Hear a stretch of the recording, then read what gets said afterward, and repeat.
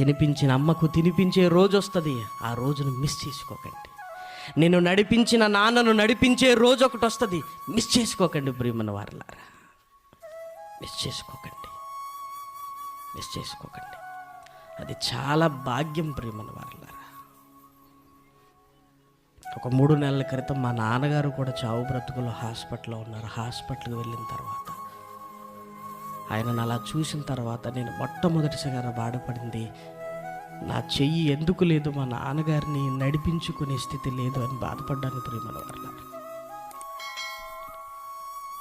ఎప్పుడూ అనిపించదు, ఆ రోజు ఏమనిపించిందంటే మా నాన్నగారిని నడిపించుకోలేకపోతున్నానా నేను అనిపించింది ప్రియమైన వారలారా.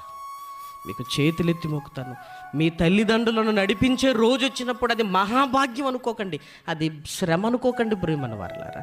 సన్మానించాలి మనం మన తల్లిదండ్రులను కదా.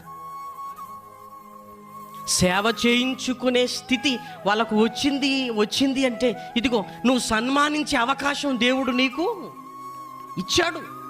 నువ్వు సన్మానించే అవకాశం ఇచ్చాడు. అదండి సన్మానం. శాలువ కాదు, దండ కాదు, ఇదిగో నీ చేతులతో నీ తల్లికి నీ తండ్రికి సన్మానం చేసే రోజు.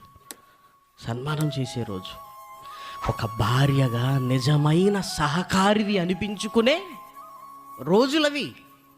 నిజమైన సహకారి అనిపించుకునే రోజులవి. లోకానికి తెలియదు ప్రియమైన వారలారా.